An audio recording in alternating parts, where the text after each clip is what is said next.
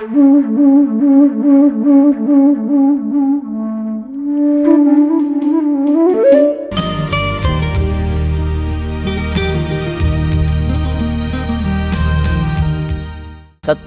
మేధో మదన కార్యక్రమానికి స్వాగతం. ప్రయత్నం ఉంటుంది, తెలియకుండా అయిపోతూ ఉంటుంది, కష్టమే ఉండదు. వాళ్ళు చదివింది ఒకటి, చేసేది ఒకటి. ఇంటర్నల్ గా ప్రతి శరీరానికి, ప్రతి బాడీకి, ప్రతి జీవికి ఒక బీజాక్షరం ఉంటుంది. ఆ బీజాక్షరాన్ని కనుక్కోవాలి. నిత్య కర్మలు ఏమైనా చేయాలా అంటే ఉదయం నుంచి రాత్రి వరకు ఇదిగో ఈ పనులు చేయాలి, ఏదో జపం చేయాలి?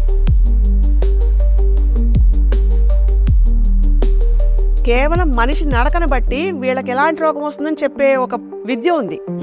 అంత సింపుల్ థింగ్. దానికి తెలియదు ఇది మంచి ఇది చెడు అన్న తెలియదండి. మనం ఏది చెప్తే అది చేస్తుంది.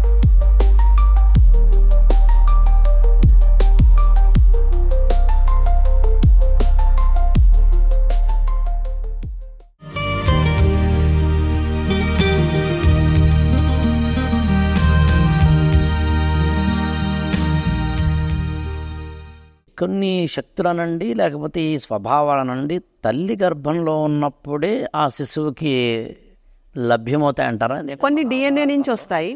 భారతంలో మనకి అభిమన్యుడు ఉదంతం మనకి బెస్ట్ ఎగ్జాంపుల్ చెప్తారు.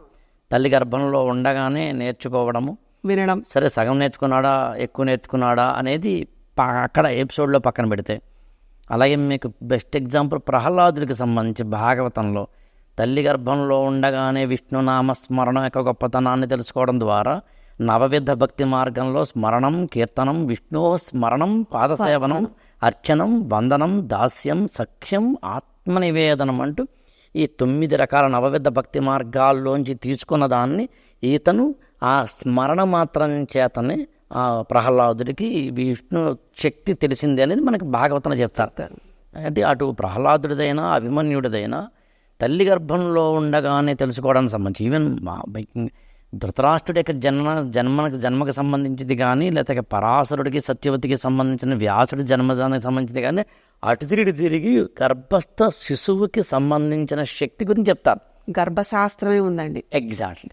ఆ గర్భశాస్త్రంలో ఈ దిగ్బంధన చాలా, అంటే తల్లి దాంతో ఎలా చేయొచ్చు శిశువు ఆదిలో ఉంటున్నప్పుడు అన్న దానికి స్టార్ట్ అవుతుంది. ఎందుకంటే మనకి బాడీ అంతా ఫామ్ అవ్వడానికి ఆ ఊంబులో years are only the one.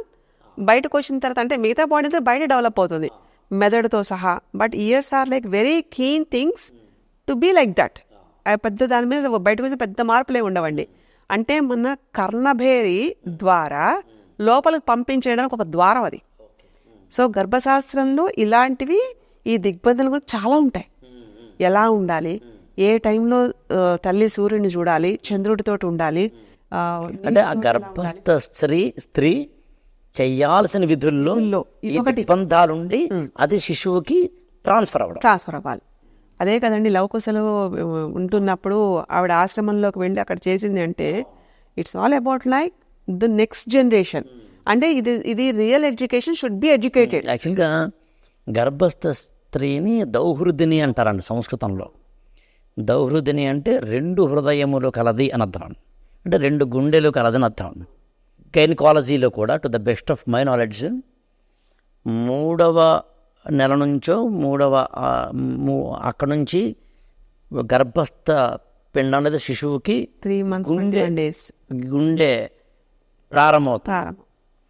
ఇప్పుడు 2 గుండెలు కలది ఆవిడ. లోపల పిల్లవాడి పాప గుండె, ఈమె గుండె.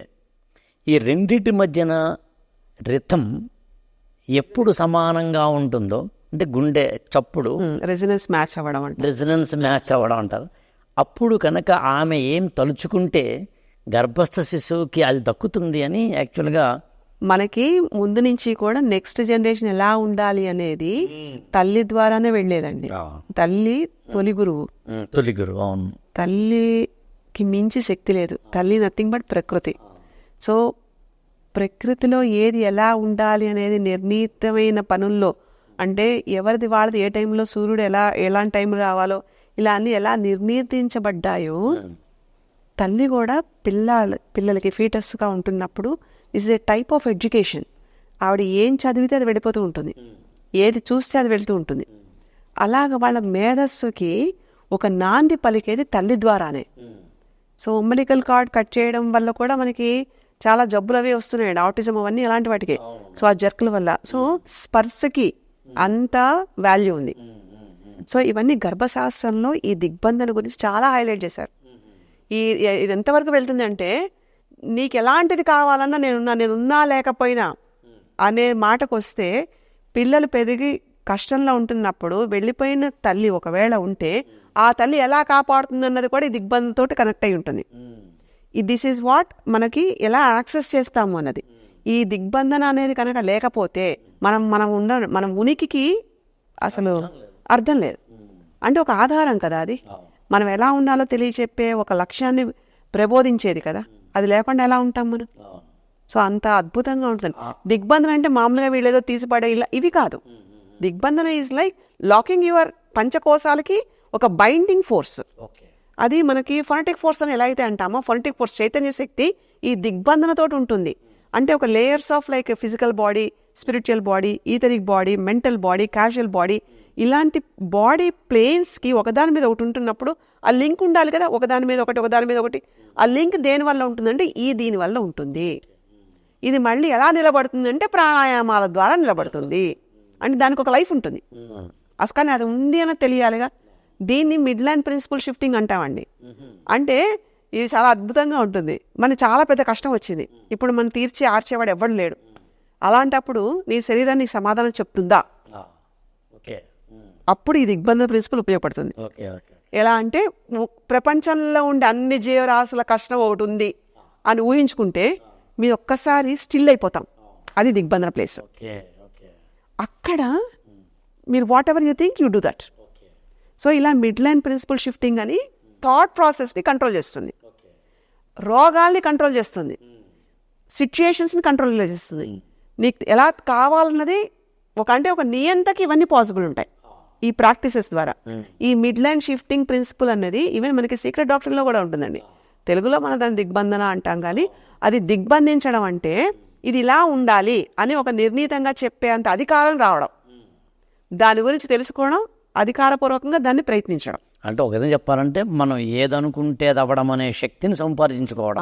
ఎలాంటి వాళ్ళకి స్పైన్ మీద ఉండే అష్ట వసువులకి, ఏకాదశ రుద్రులకి, అశ్విని దేవతలకి కూడా కమాండివ్ లెక్చర్ లాగా అనమాట. సో అలా వాటిని అన్వయించుకుని చేసుకునే ఒక ప్రక్రియ ఇది. ఎలాంటి ప్రాబ్లం కానివ్వనండి, ఏది ఇవ్వని, యాక్సిడెంట్ అయినా ఏదైనా సరే, జస్ట్ అసలు కంగారు అక్కర్లా, just close your eyes with in like 2 సెకండ్లు, అంతకన్నా అక్కర్లా. ఇదే కష్టం అందరికీ వచ్చి ఉంటే ఎలా ఉంటుంది? అప్పుడు ఆలోచన ఎలా ఉంటుంది మనకి? ఆ ఫీలింగ్ జనరల్గా ఇప్పుడు మనం వెళ్తూ ఉంటే ఎవరికైనా కొంచెం కళ్ళు కనిపించకుండా ఉన్న వాళ్ళు ఉన్నారు అనుకోండి, లేదా ఎలా ఉంటే పాపం కదండి, అలా అనుకుంటాం. అలాగా స్థితి ఏదైతే ఒకటి మనని కదుపుతుందో, లోపల నుంచి స్పందింపజేయబడుతుందో, అది దిగ్బంధన స్థితి. ఓకే, ఆ స్పందన గుణం, ఆ గుణశక్తిని పెంచడానికి మనకి ప్రాణాయామాలు ఇవన్నీ ఆధారం అవుతాయి. అలాంటి ఒక దివ్యమైన ఇలాంటి చాలా విధులు అండి. ఈ దిగ్బంధనే ఇట్స్ లైక్ బిగ్గెస్ట్ చాప్టర్, 1000 పేజీలు ఉంటుంది ఇది. సో మంత్రాలతోటి ఇదంతా. సో ఆ మంత్రం దేన్ని ఉచ్చరించాలి, ఎలాంటి దాంతో ఉచ్చరిస్తే ఎలాంటి వాళ్ళకి కనెక్ట్ అవుతుంది, ఎలాంటి గోత్రీకులకి కనెక్ట్ అవుతుంది. ఇప్పుడు ఎంత నాన్ వెజ్ తింటున్నా గోవిందా గోవిందా లేకపోతే నారాయణ నారాయణ అన్నవాడని అనుకోండి, ఏం తిన్నాడని పట్టించుకోడు భగవంతుడు, ఏ మనసుతో చేశామని పట్టుకుంటాడు. ఆ మనస్సుని ఒక స్థిరంగా, అంటే పుణ్యావచనం అంటాం కదా, ఆ కార్యక్రమం చేసేది దిగ్బంధన. ఓకే ఓకే ఓకే, అంత అద్భుతంగా ఉంటుంది. అంటే ఒక విధంగా చెప్పండి, ఒక వ్రతం గాను, ఒక పూజ గాను, ఒక యజ్ఞం గాను చేసిన పుణ్యావచనం ఎలాగో దాన్ని పూర్తిగా చెప్పాలంటే దిగ్బంధన అనొచ్చు. ఇప్పుడు ఇది పూర్తిగా మన మనోశక్తి మీద ఆధారపడి ఉంటుందండి. ఒక విధంగా చెప్పాలంటే మనోశక్తి నుంచి క్రియాశక్తి, జ్ఞానశక్తి అని మనకి చెప్పబడతాయి. మీకు మార్కండేయ పురాణంలో స్వారోచిష మను సంభవం అనేది మన 14 మంది మనువుల్లో ఒకరైన స్వారోచిషుడికి సంబంధించిన దాన్ని చెప్పే ప్రయత్నంలో వరూధిని ప్రవరాఖ్యుల ఘట్టానికి సంబంధించి, వరూధిని ప్రేమించిందేమో ప్రవరుణ్ణి, కానీ తన శరీరం కలిసిందేమో మాయా ప్రవరుడితోటి.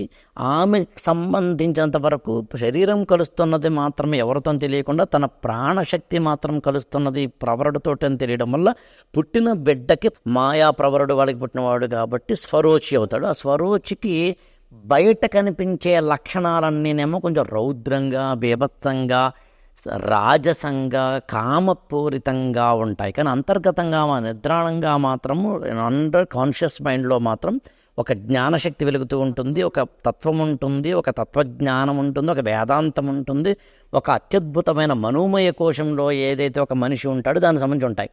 కాలక్రమంలో ఈ పైన నివురు కప్పిన నిప్పులాగా, అంటే నిప్పు మీద బూడిదలాగా బూడిదంతా పోయి, అంటే మాయా ప్రవరుడి తాలూకు శరీరబంధమైన అంశాలన్నీతో కూడిన రుగ్మతలన్నీ పోయి జ్ఞానశక్తి ఎప్పుడైతే వెలుగొందిందో అప్పుడు అతనికి పుట్టిన బిడ్డ స్వారోచిషమను అని అతను అసలైన అంటే క్రియాశక్తిని, జ్ఞానశక్తిని, ప్రాణశక్తిని, ఇచ్ఛాశక్తిని అన్ని శక్తులను కలగింపచేసుకున్న, అంటే మామూలుగా మనకి సివిల్లా, క్రిమినల్లా అన్ని లాలు చదువుకున్న జడ్జి గారిలాగా అతను ఈ నేలను పరిపాలించడానికి పరిపూర్ణమైన అర్హత కలిగిన మనువని స్వారోచిషమను సంభవాసం చెప్తారు. దీన్ని గామా స్టేట్ అంటాం. ఎగ్జాక్ట్లీ. గామా స్టేట్ అంటే ఎస్, ఆ గామా స్టేట్ లో ఏంటంటే just you decode the information. Okay, that's it. అంటే ఆ స్థితికి వెళ్ళాలి అంటే you have to cross alpha state, ఒక కామ్నెస్ నుంచి మనం బీటా స్టేట్ లో ఉంటాం, థీటా లెవెల్కి వెళ్ళాలి. థీటా మళ్ళీ ఆల్ఫా దగ్గర టచ్ చేసి we have to go to gamma. ఈ అంటే ఇక్కడ బ్రెయిన్ వేవ్స్ ఏవైతే ఉంటాయో అవి ఉధృతంగా సముద్ర ఘోషలాగా కాకుండా సముద్ర గర్భంలాగా తయారు చేయాలి. అక్కడ ఎక్కడైతే ప్రశాంతంగా ఉంటుందో, ఎక్కడైతే నీడ కూడా పడదో అలాంటి దగ్గర ఇది ప్లాట్ఫామ్ అయి కూర్చుంటుంది. అక్కడి నుంచి మీరు ఏది ప్రసరించండి అది త్రూ మీ మనోమయ కోశం నుంచి బయటకు వస్తుంది. ఇప్పుడు గందరగోళం అంతా ఈ మనోమయం గురించే కదా, మనోమయ కోశం గురించి, ఈ అనాథ చక్రం గురించి మీట్ అవ్వడమే కదా.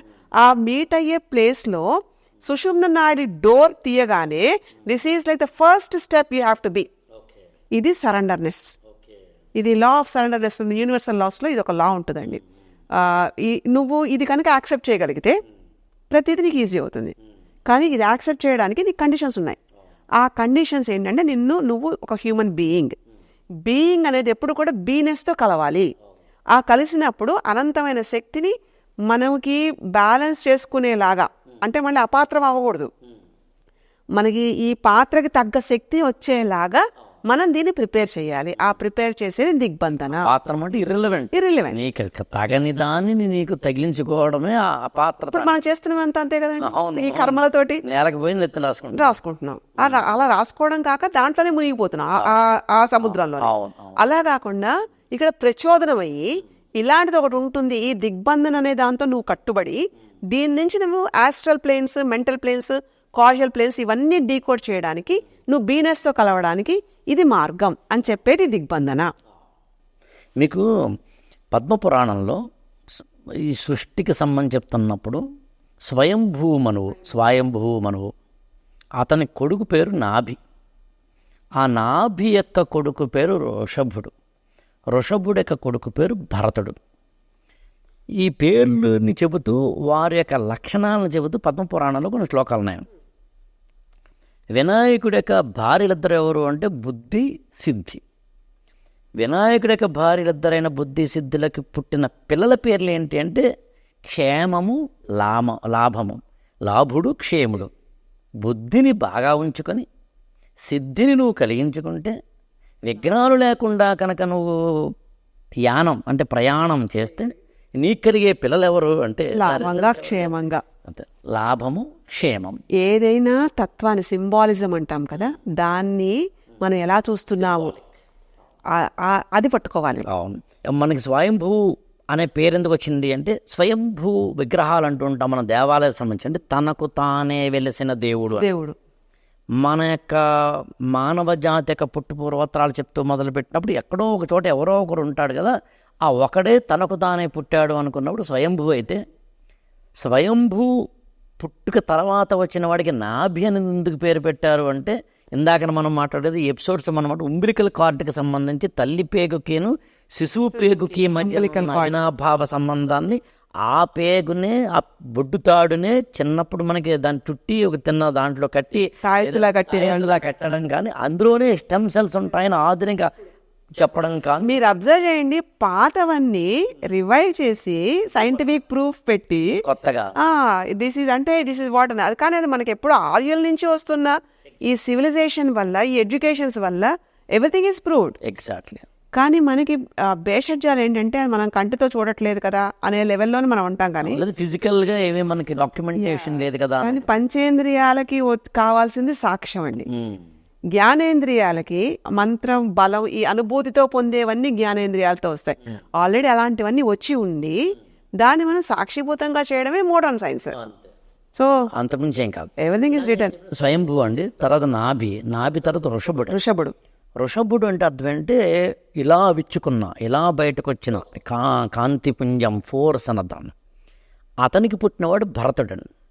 మన భారతదేశానికి భారతదేశం అనే పేరు రావడం గల కారణంగా రామాయణంలో ఉన్న భరతుడు కాడండి, భారతంలో ఉన్న భరతుడు కాడు. ఈ స్వయంభూ మునిమనుడు, స్వయంభూ యొక్క కొడుకైన నాభి యొక్క కొడుకైన ఋషభుడు యొక్క మన కొడుకు కాబట్టి. కానీ అందరం మనం ఈ శకుంతల, ఈ భరతుడని దానివల్ల ఈ పేరు వచ్చింది అనుకుంటాం. భారతానికి ఆ పేరు రావడానికి భరతుడు కారణమయ్యాడు. ఎందుకంటే చంద్రవంశంలో ఉన్న గొప్ప రాజుల్లో గొప్పవాడు భరతుడు కాబట్టి అక్కడ భారతానికి, మహాభారతానికి మామూలుగా జయ దాని అసలు పేరు. జయ తర్వాత భారతం అనే పేరు రావడం కారణం ఏంటి అన్నప్పుడు ఈ అబ్బాయి వల్ల మొత్తం ఆ వంశం అంతా ఇదైంది కాబట్టి. కానీ భారతదేశానికి పేరు రావడం కారణం అత్యంత ప్రాచీన కాలం, పద్మపురాణం ప్రకారం ఈ స్వయంభూ మనువు యొక్క ముని మనవుడైన భరతుడు చెప్తాడు. ఆ భరతుడి కథలో ఏం చెప్తారంటే, మీరు దిగ్బంధనం అని చెప్తుంటే నాకు గుర్తొచ్చింది. ఆ భరతుడు కొన్ని వేల సంవత్సరాలు తపస్సు చేసి తపోశక్తినంతటినీ తన యొక్క హృదయంలోకి పెట్టుకుని అతను ఈ మొత్తం భారతదేశాన్ని అంతటినీ పునీతం చేసే వ్యక్తిగా వచ్చాడని అంటారు. అక్కడ అతను చేసింది కూడా దిగ్బంధమేనా? మీరు ఇప్పుడు చెప్తుంటే నాకు కనెక్ట్ అవుతాం. ఒకలాగా దిగ్బంధనే. ఎందుకంటే అది ఒక బలాన్ని, అంత తపస్సు చేసిన బలం ఏదైతే ఉంటుందో అది అటు ఇటు కాకుండా, విచ్ఛిన్నం కాకుండా విచ్ఛేద స్థితికి తీసుకెళ్లే ఒక తపోశక్తి దిగ్బంధన. మనకి వాడుక పదాలు ఇప్పుడు ఉండే దిగ్బంధనలు ఈ మీనింగ్స్ డిఫరెంట్ అండి. సో అప్పుడు ఏంటంటే ఒక పవర్ని నీకు లోపలికి వెళ్తున్నప్పుడు నీ చైతన్య శక్తి ఇంకా పెరిగేలా చేయడం ఒకటే లక్ష్యం. ఆ లక్ష్యాన్ని వెళ్ళడానికి కావాల్సినది ఏదైతే బైండింగ్ ఉంటుందో, బాండింగ్ ఉంటుందో అది దిగ్బంధన. మన నారసింహ దిగ్బంధన అంటాము. మంత్రం చదవగానే మనకి అలాంటివి రావాలి లక్షణాలు. అష్టముఖ గండబేరుండం అంటాం. సర్పదోషాన్ని చేస్తున్నప్పుడు, సర్పయాగంతో చేస్తున్నప్పుడు ఆ దిగ్బంధనలు కొన్ని ఉంటాయి. ఇవన్నీ మనకి జ్ఞాన చక్షువులకి మాత్రం ఇలాంటివన్నీ ఇలాగా తపోబలంతో అర్థమైనప్పటికీ ఫిజికల్ మేనిఫెస్టేషన్ అంటే ఫిజికల్ లెవెల్లో మేనిఫెస్ట్ అవ్వడానికి ఒక హ్యూమన్ బీయింగ్కి ఈ దిగ్బంధన శ్లోకాల రూపంలో ఉన్నాయి, సిగ్నల్స్ రూపంలో ఉంటాయి, యంత్రాల రూపంలో ఉంటాయి. ఎందుకంటే శరీరం కూడా ఒక యంత్రమేనండి. ఆ యంత్రానికి ఒక మంత్రం ఉండాలి, ఆ మంత్రం తంత్రయుక్తంగా ఉండాలి. యాక్చువల్లీ మహాభారతంలో సర్పయాగానికి ముందు తక్షకుడికి సంబంధించి, ఆస్తికుడికి సంబంధించి అక్కడ ఈ దిగ్బంధనం గురించి మాట్లాడతారండి. ఎక్కడ మీరు చూడండి ఈ దిగ్బంధన లేకుండా యు ఆర్ నాట్ దేర్. అంటే it was linked with your pranic force, life force connect అయి ఉంటుంది. అంటే మనం గాలి తీసుకుంటున్నాం, అది ఆక్సిజనేట్ అవ్వాలి కదా. అంటే మిగతా తీసుకుంటున్న నైట్రోజన్ ఇవన్నీ కూడా ఫిల్టర్ చేసి CO2ని పంపించేసే ప్రక్రియ జరుగుతున్న ఏదైతే ఉంటుందో దానికి లైఫ్ ఫోర్స్ ఉండాలి, డ్రివెన్ ఫోర్స్ ఉండాలి. ఆ ఫోర్స్ ఉంటున్నప్పుడు ఫిజికల్ బాడీ లైవ్లీగా ఉంటుందని చెప్తాం. ఆ ప్లాట్ఫామ్ ఏదైతే ఉందో, ఆ షీల్డ్ ఏదైతే ఉందో అది దిగ్బంధించడం.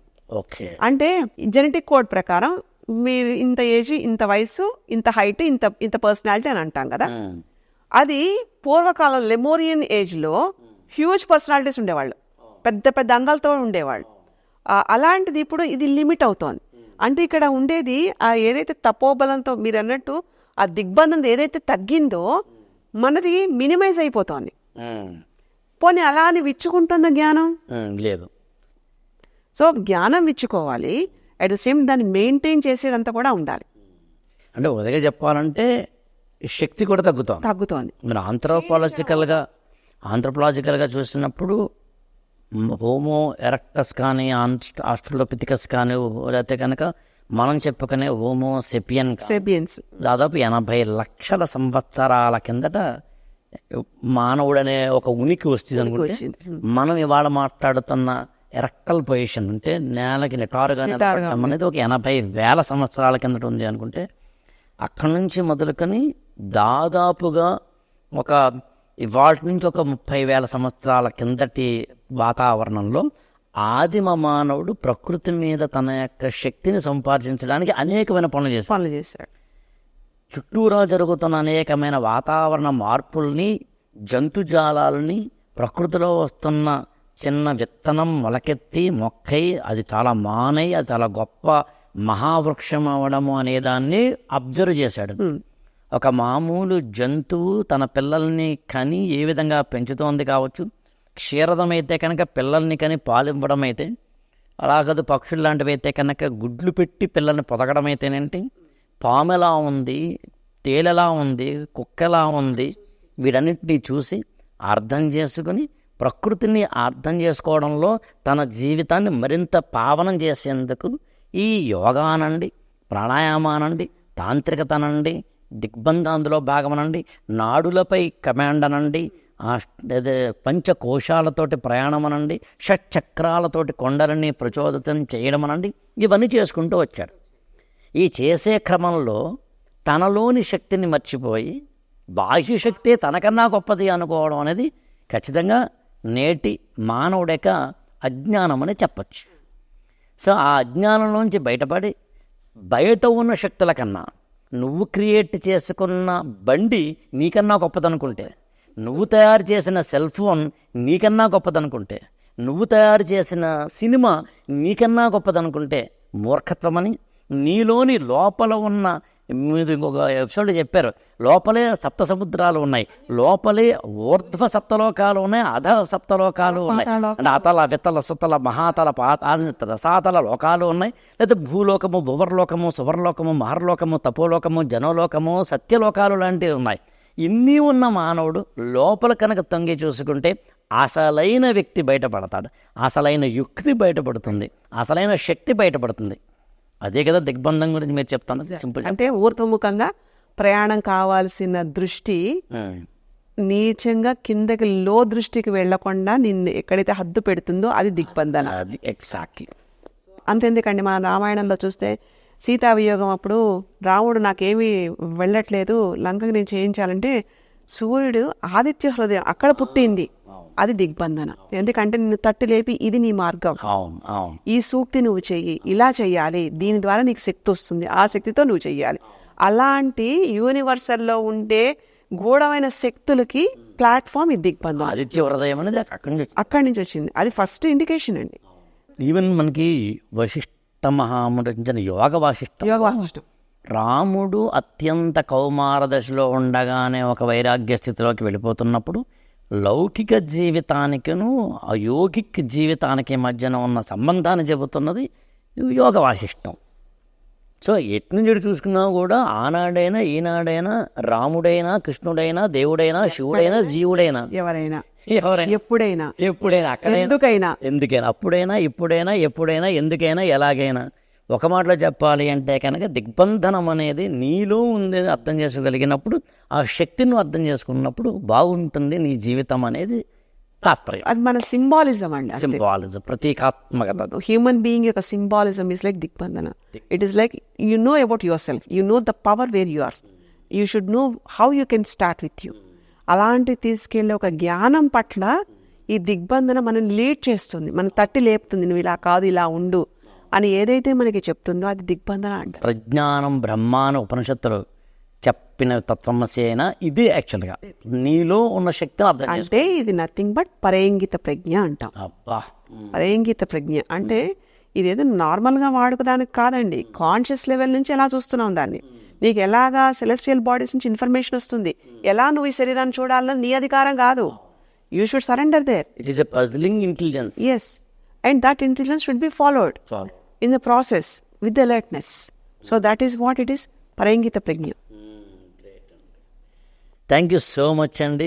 ఈ ప్రతి ఎపిసోడ్ లాగే ఈ ఎపిసోడ్ కూడా చివరికి వచ్చేసరికి ఇంకా చెప్పాల్సి ఉండి, ఇంకా చెప్పడానికి టైం ఇక్కడ కాదని అర్థం చేసుకుని మరో ఎపిసోడ్లో కలవడానికి ఇక్కడ కామా మాత్రమే పెట్టి ముందుకెళ్లాల్సిన పరిస్థితి ఏర్పడ్డం అనేది. ఇంగ్లీష్లో ఒక రైటర్ కొటేషన్ అంటాడండి, ద బెస్ట్ రైటర్ ఎవరు అంటే వేర్ టు స్టాప్ తెలిసినవాడు అని, ఎక్కడ ఆపాలో తెలిసినవాడు. గొప్ప ఉపన్యాసకుడు ఎవరు అంటే కనుక బాగా మాట్లాడినవాడు కాదు, ఎక్కువ మాట్లాడినవాడు కాదట, ఎక్కడ ఆపాలో తెలియనివాడు అని. సో అందుకని ఈ ఎపిసోడ్కి ఇక్కడ ఆపి మరో ఎపిసోడ్లో మరీ కలుద్దామండి. Thank you so much. Thank you so much. ఇది సత్యసింధు మేధో మదనంలో మరొక ఎపిసోడ్. దిగ్బంధనం, బంధనం, ప్రాణశక్తి, ఇచ్ఛాశక్తి, క్రియాశక్తి, టోటల్గా మనలో ఉన్న శక్తి, బయట ఉన్న పంచభూతాల్లో ఏవైతే ఉన్నాయో, బయట ఉన్న లోకాల్లో ఏవైతే ఉన్నాయో అవే మనలో ఉన్నాయని, మనలోని గుణాలు మన యొక్క మిత్రులు, మనలోని దోషాలు మన యొక్క శత్రువులు అని అర్థం చేసుకోగలిగినప్పుడు మన లోపల ఉన్న ప్రపంచాన్ని కనుక మనం జయిస్తే తనను తాను జయించినవాడు రాజు కన్నా గొప్పవాడు అని సామెత ఉంటుంది. అట్లా తనను తాను జయించడానికి ఉపయోగపడే ఒక అత్యద్భుతమైన సాధనం యోగ సాధనం. యోగిక్ తాంత్రిక సాధనాల్లో భాగమైన ఒకానొక అంశం సాధారణంగా అనిపించే అసాధారణమైన విద్య ఈ దిగ్బంధము తత్సంబంధమైన అంశాలకు సంబంధించి మరొక ఎపిసోడ్లో మరోసారి కలుద్దాం. సత్య సింధు మేధో మథన కార్యక్రమంలో ఇప్పటికే జస్ట్ విశ్రాంతిని మాత్రమే ఇస్తున్నాం. Thank you so much.